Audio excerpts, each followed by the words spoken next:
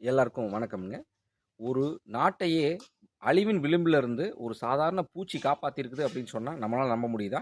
ஆமாங்க. நம்பித்தான் ஆகணும். நான் சொல்லப்போற அந்த பூச்சி இனம் வேற எதுவும் இல்லைங்க. கவுடங் பீட்டில்ன்னு சொல்லுவாங்க. இல்லாட்டி சாணி உருண்டை வண்டு அப்படின்னு சொல்லுவாங்க.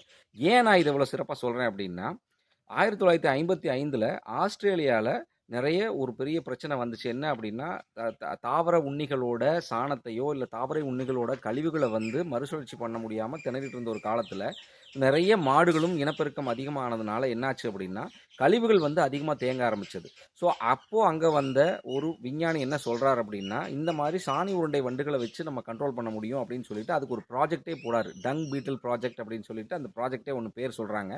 ஸோ அந்த ப்ராஜெக்ட் மூலமாக நிறைய நாடுகள்ல இருந்து வேற வேற நாடுகள்ல இருந்து இந்த டங் பீட்டில கொண்டு வந்து, அதாவது இந்த சாணி உருண்டை வண்டுகள கொண்டு வந்து அங்க வச்சு, ஸோ அந்த சாணிகள வந்து உருண்ட பண்ணி மண்ணுக்கடியில கொண்டு போய் அது உரமா மாத்துது அப்படின்னு சொல்லிட்டு அந்த வேலைகள்லாம் செய்ய ஆரம்பிக்கிறாங்க.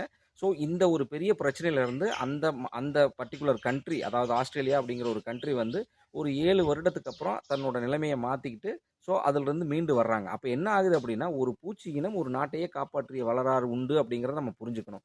ஸோ ஏன் நான் இத சொல்ல வர்றேன் அப்படின்னா, என் தோட்டத்தில், என் பண்ணையில் இயற்கையா நெறைய விஷயங்கள் நம்ம பண்ணிட்டு இருக்கிறப்போ, ஏன்னா நான் இதெல்லாம் சின்ன வயசுல பார்த்த ஒரு விஷயங்க. இந்த சாணி உருண்டை வண்டு எல்லாமே நான் ரொம்ப சின்ன வயசுல பார்த்தது தான். அதுக்கப்புறம் எனக்கு ரொம்ப நாள் எனக்கு இதெல்லாம் தெரியல. எனக்கு பரிச்சயமே இல்லாத ஒரு பொருளா மாறிடுச்சு. ஸோ சமீபமா ஒரு 3, 4 நாட்களுக்கு முன்னாடி நான் உட்கார்ந்திருந்தேன். ஒரு ஒரு இத சுத்தி நம்ம கனஜீவாமிர்தம், ஜீவாமிர்தம், சாணி உருண்டை எல்லாம் நம்ம போட்டிருக்கோம். ஸோ தென்னை மரத்த சுத்தி. அதுலருந்து அழகா ஒரு 2 பூச்சிகள் சேர்ந்து அதை எப்போ உருண்ட பண்ணுச்சுன்னு தெரியல. என்னோட வீடியோவுக்கு அப்பதான் டப்புன்னு கேப்சர் ஆச்சு. அழகா அது பாட்டுக்கு உருட்டிட்டு போயி, தன்னோட இடத்த நோக்கி போயிட்டு இருக்கு. அது எங்கே வைக்கணும் எப்படிங்கிறதெல்லாம் பகல்ல வந்து, அதாவது சூரியன் வந்து அதுக்கு வழி நடத்துறதாகவும், இரவுல வந்து நிலாவும், நட்சத்திரங்களும் வழிநடத்துவதாகவும் நெறைய விஞ்ஞான ஆய்வுகள் சொல்லுது. ஸோ நான் வந்து அதை அப்படியே கேப்சர் பண்ணிக்கிட்டே போறேன். அது வந்து பயங்கரமா சண்டை கட்டிட்டு இருக்கு 2ம். எனக்கு, உனக்கு, எனக்கு, உனக்குன்னு. அப்படின்னா, அதாவது இது யாரு பலசாலி அப்படிங்கிற மாரி தான் பூச்சிகளுக்கும் பெரிய இது இருக்கு. அதாவது யாரு பலம் பொருந்திய பூச்சிகளோ, அதுக்கு மட்டும் தான் இந்த பெண் பூச்சிகள் வந்து கட்டுப்படும் அப்படிங்கிற மாதிரி நான் இப்போ பார்த்த வரைக்கும் நெறைய இதில பார்த்தேன் நானு. ஸோ அப்போ பொதுவாவே இது என்ன பண்ணுது அப்படின்னு பார்த்தீங்கன்னா, இயற்கை விவசாயத்துக்கும் இதுக்கும் என்ன சம்மந்தம்? ஏன்னா நான் ஒரு இயற்கை விவசாயி. கண்டிப்பா இயற்கை விவசாயத்த பத்தி இத நான் புரிஞ்சுக்கணும் அப்படிங்கிற ஒரு காரணத்தினால தான் இந்த காணொலிய நான் போடுறேன். பொதுவா அந்த மாரி உருண்டைகள எடுத்துட்டு போகும்போது, மண்ணுல ஈரப்பதம் அதிகமா இருக்கிற இடத்துல கொண்டு போய் தான் அது கண்டிப்பா உள்ள வைக்கும். தன்னோட இனப்பெருக்கத்திற்காகவும், தன்னுடைய சந்ததிகள் சாப்பிடுவதற்காகவும் போக மீதி இருக்கிறத மண்ணுக்கே விட்டுட்டு, அது அடுத்த இத நோக்கி போயிடுது. ஸோ அப்ப என்ன ஆகுது அப்படின்னா, மண்ணுல இருக்கக்கூடிய அந்த இது மைக்ரோ நியூட்ரிஷன்ஸ்க்கு வந்து ஒரு நல்ல சத்த இது குடுக்குது. பொதுவா சாணி, மத்த கழிவுகள், தாவர உண்ணிகளோட கழிவுகள், இப்ப பார்த்தீங்க அப்படின்னா மயில் இருக்குது, பன்னி இருக்கு. இந்த மாரி நெறைய விலங்குகளோட கழிவுகள பூரா இந்த மாதிரி பண்ணி தான் மறுசுழற்சி பண்ணிட்டு இருக்கு. இது சைலன்ட்டா பண்ணிட்டு இருக்கிற ஒரு பெரிய விஷயம்.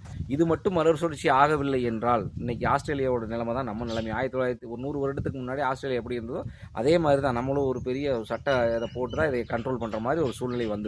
பட் அதுக்கெல்லாம் இந்த இயற்கை இடம் குடுக்கல. என்ன அப்படின்னா, இயற்கை வந்து ஒரு பொழுதும் தவறளிப்பதில்லை. நம்ம வந்து திரும்ப திரும்ப அதுக்கு வந்து, அதாவது இத்தன நாள் நம்ம பூச்சி விரட்டி, பூச்சிக்கொல்லி, அ எ வீடிசைடு, ஹெர்பிசைடு இதெல்லாம் அடிச்சு, அடிச்சு, அடிச்சு, அடிச்சு சில இனங்களையே வந்து அழிவின் விளிம்புக்கு கொண்டு வந்துட்டோம். ஸோ அதுல ஒண்ணு தான் இது. ஸோ நான் பார்த்த வரைக்கும் அது அவ்வளோ தூரம் உருட்டிட்டு போய் பண்ணும்போது, மண்ணு வந்து நல்ல ஒரு இயற்கை சத்துள்ள ஒரு மண்ணா மாறுறது ஒண்ணு. இன்னொன்னு, மண்ணுக்கு தேவையான காற்றோட்டம் ஈஸியா கிடைக்குது. ஏன்னா, அது ஓட்ட போட்டு, துளை போட்டு தான் மண்ணுக்குள்ள போகுது. துளை போட்டு தான் மேல வருது. அதே மாதிரி இது ஒரு பெரிய ஒரு அபரிவிதமான ஒரு விஷயம். என்ன அப்படின்னா, நமக்கு தெரியாத ஒரு, நான் உண்மையிலேயே பார்த்தேனுங்க. அமேசிங். என்னன்னா, அந்த உருண்டை புடிச்சது கூட அவ்வளவு துல்லியமா இருக்கு. அந்த பிரிசிஷன் நீங்க பார்த்தீங்க அப்படின்னா, ஒரு இடத்துல கூட மேடு பள்ளம் இல்லை. ஒரு இடத்துல கூட பிசிறு கிடையாது.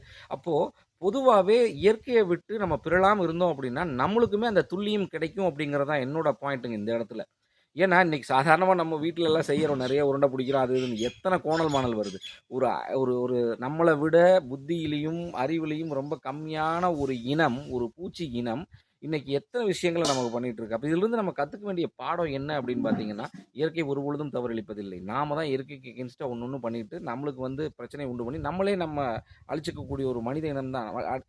அழிச்சுக்கக்கூடிய ஒரு இனம் தான் இந்த மனித இனம். என்ன அப்படின்னா, ஸோ இதிலிருந்து நம்ம லேர்ன் பண்ணிக்கக்கூடிய டேக் அவே என்ன அப்படின்னு பார்த்தீங்கன்னா, இயற்கை விவசாயத்தின் நண்பன் அப்படின்னு சொன்னா, ஒண்ணு மண்புழு. அடுத்தது இந்த சாணி உருண்டை வண்டு தான் அப்படின்னு நான் சொல்லுவேன். ஸோ பொதுவா இதை இன்னொரு விஷயமும் சொல்லுவாங்க. அதாவது பூமியின் தூய்மை பணியாளர்கள் அப்படின்னு கூட சொல்றாங்க இதைய. ஸோ அப்ப இத்தனை விஷயங்கள் நமக்கு நன்மை பண்ணக்கூடிய இந்த சாணி உருண்டை, கவுடங் பீட்டில நம்ம எவ்வளோ தூரம் ப்ரிசர்வ் பண்ணணும் அப்படிங்கிறத நம்மளும் பார்த்து, ஸோ அதுக்கு தகுந்த மாரி நெறைய இயற்கை ஈடுபொருட்கள் நம்ம குடுக்கும்போதோ, இல்ல இயற்கையா ஒரு விஷயத்த மாத்தும்போதோ, நம்மளுக்கு இயற்கை திரும்ப நமக்கு செய்ய ஆரம்பிச்சுரும் அப்படின்னு நான் சொல்ல வரேன். ஸோ பொதுவா இந்த மாதிரி விஷயங்கள் யாராவது நீங்க கவுடங் பீட்ல பத்தியோ, இல்ல சாணி உருண்டை வண்ட பத்தியோ ஏதாவது நான் பார்த்துருக்கேன், எனக்கு அது தெரியும் அப்படின்னு நீங்க சொன்னீங்கன்னா, இந்த காணொளியின் மூலமாக எனக்கு ஒரு கமெண்ட்ல சொல்லுங்க. நானும் இன்னும் கத்துக்கிறதுக்கு நெறைய தயாரா இருக்கிறேன்.